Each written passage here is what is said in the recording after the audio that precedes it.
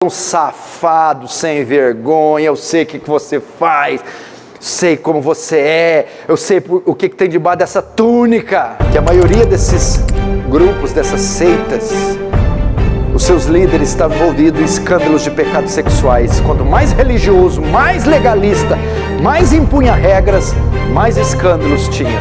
Não se esqueça de se inscrever no canal e ativar o sininho para receber todas as novidades. Deus te abençoe. Eles amam títulos, eles adoram ser chamados de anciãos, de pastores, de bispos. Eles gostam de ser reverenciados. Você tem que chegar neles não pode chegar direto, não. Tem que mostrar uma certa inibição, tem que mostrar um medinho para chegar perto deles. E tem que dar uma engasgadinha. Eles amam. Mas mesmo que não tem título, mesmo que não tem, é aquele assim, o que você está falando? Eu sou o irmão. Uai, sou o irmão. Eles amam isso, eles gostam de ser temidos, reverenciados. E eles usam da religião para se promoverem. Nunca foram nada na vida. Pé rapado, sem estudo, sem árvore genealógica. Mas quando entram na igreja, quando entram numa religião, usam ela. Agora eu sou pastor, agora eu sou obreiro, agora eu sou isso aqui. E usam isso. Fazem do púlpito uma vitrine, do ministério uma vitrine, da conversão uma vitrine, do dom uma vitrine, a fim de serem elogiados.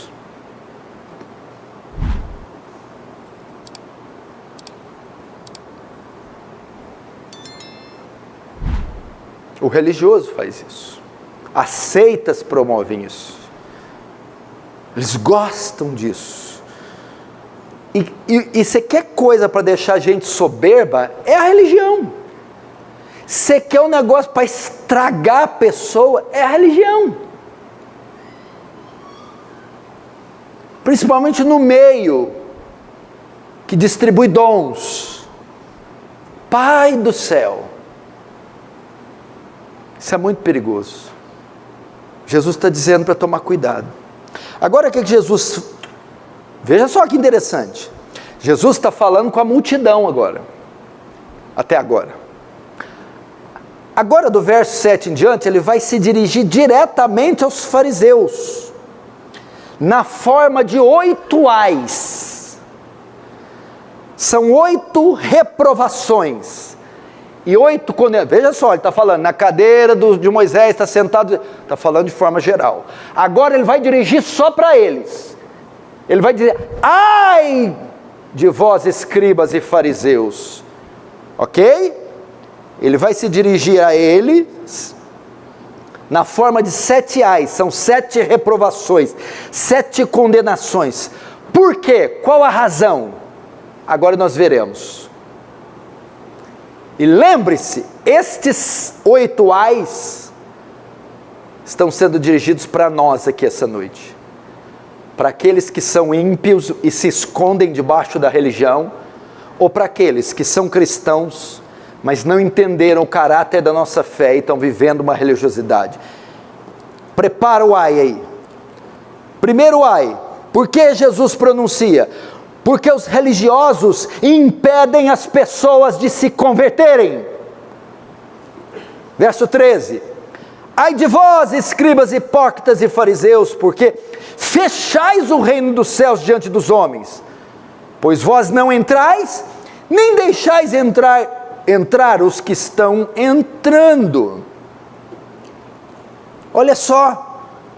Eles impedem as pessoas de se converterem.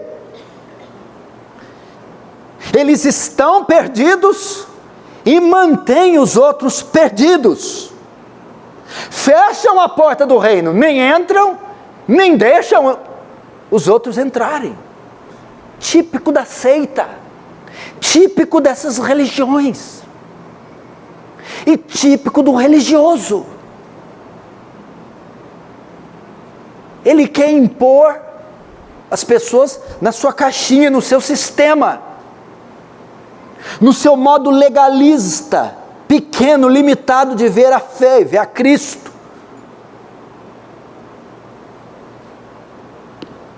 Seu método, sua religião não salva.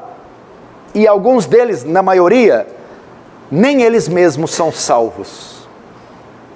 Jesus censurou eles. Ai de vós. Por quê? Porque vocês impedem as pessoas de se converterem. Chega um jovem na igreja, um menino recém-convertido, uma irmã, em vez de apresentar o evangelho, apresentar a graça, já coloca entulho em cima dos ombros. Ela não pode isso, não pode isso, não pode aquilo, vai embora, pronto, foi para o inferno. Fechou a porta do reino. Não é assim. E às vezes nós não fazemos isso. Quantas vezes nos fazemos? Os pecadores se afluíam até Jesus, da pior espécie. Por que os pecadores odiavam os fariseus? Porque os fariseus atavam fardos pesados e punham nas costas deles. Jesus só dizia o quê? Vai e não peques mais. E é muito perigoso isso. Segundo ai, por que Jesus condenou? Porque a religiosidade, ela na verdade esconde e camufla pecados. Por trás desses véus, desses vestidões, desses usos e costumes, dessa falta de gilete, está cheio de pecado. Veja então o verso 14. Ai de vós, escribas e fariseus hipócritas, porque devorais as casas das viúvas. Pecado aqui, profanação. E para o justificar, fazei longas orações. Por isso sofrereis juízo muito mais severos. Toda aquela religiosidade dos fariseus, túnicas, filactérios, orações na praça, jejuns, encobriam seus pecados ocultos. Na verdade, aquela religiosidade era usada para abusar das viúvas. Geralmente os legalistas, os religiosos, usam tudo aquilo para cobrir. Na verdade, toda aquela capa está escondendo sensualidade, imoralidade, avareza, ganância, prepotência, arrogância, que era o que os fariseus eram. Eram sensuais. Você quer ver como Jesus levantou a saia deles e deixou eles tudo peladões? Quando eles pecaram a prostituta no ato, João capítulo 8, no ato do adultério, João capítulo 9, pegaram a mulher cometendo adultério, descabelaram, jogaram ela no meio da praça. Mestre, a lei de Moisés manda que essa mulher deve ser apedrejada, tu que dizes? Jesus falou, é agora, levantou, eu vou cortar agora. É mesmo? Ela é adúltera? É adúltera, pegou no ato. Ok, pode atirar a pedra. Aquele dentre vós que não tem pecados. Eu imagino aqueles homens corando de vergonha. Eu imagino Jesus na sua onisciência entrando na mente de cada um. Safado, sem vergonha, eu sei o que você faz, sei como você é, eu sei o que tem debaixo dessa túnica. Começando dos mais velhos, foram jogando as pedras no chão. A religiosidade, cuidado. Se você lê o livro de John MacArthur, Fogo Estranho, ele vai mostrar que a maioria desses grupos, dessas seitas, os seus líderes estavam envolvidos em escândalos de pecados sexuais. Quanto mais religioso, mais legalista, mais impunha regras, mais escândalos tinha.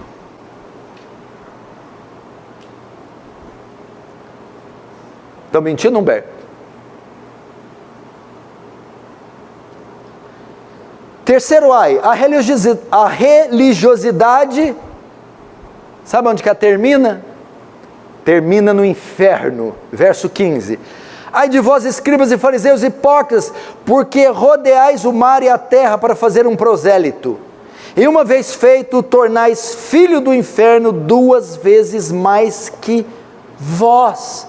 Prosélito é um novo convertido. Fazer proselitismo é evangelizar pessoas. Os judeus faziam isso. Captavam pessoas para serem membros da sua seita. E o que ele está dizendo aqui?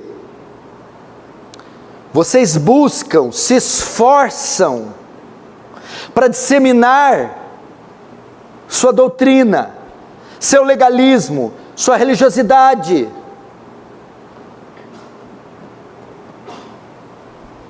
E aquele homem que estava perdido, agora se tornou 2 vezes mais perdido.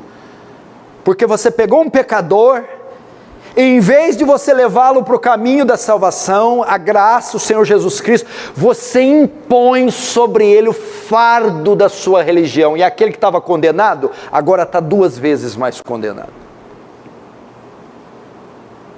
Agora ele é 2 vezes mais filho do inferno. A religiosidade termina no inferno. Porque você apresenta um programa de salvação para ele. Um programa de normas e regras, um programa de votos para ele, e ele tinha mais chance se ele estivesse lá na maconha, se ele estivesse lá no boteco.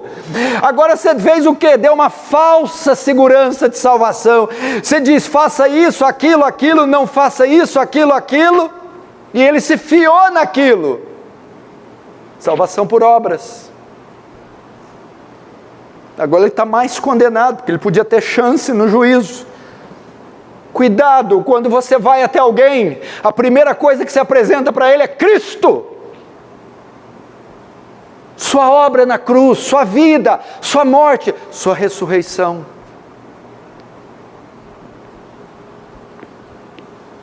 Quarto ai.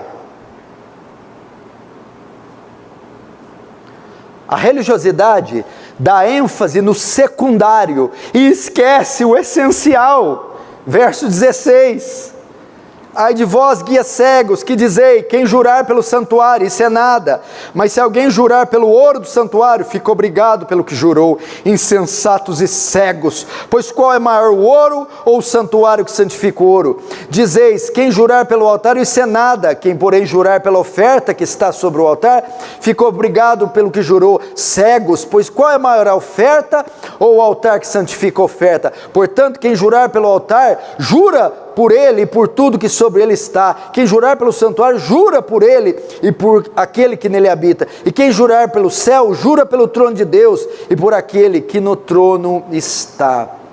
A religiosidade dá ênfase no secundário e esquece do essencial. Na lei era exigido que trouxesse ofertas, e essas ofertas eram colocadas no altar de ouro. O que os fariseus faziam? Eles diziam que a oferta era mais importante que o altar. E assim obrigavam aqueles homens a trazerem mais ofertas. Incutindo na mente deles, o mais importante